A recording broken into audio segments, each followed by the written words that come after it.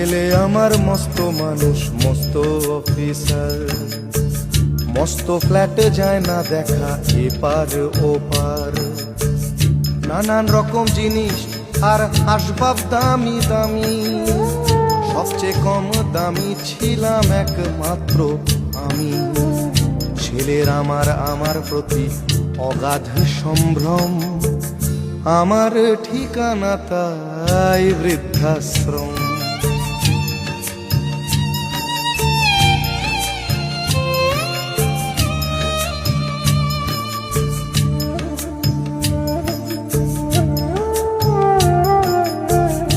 আমার ব্যবহারের সেই আলমারি আর আয়না, ওসব নাকি বেশ পুরনো ফ্ল্যাটে রাখা যায় না। আমার ব্যবহারের সেই আলমারি আর আয়না।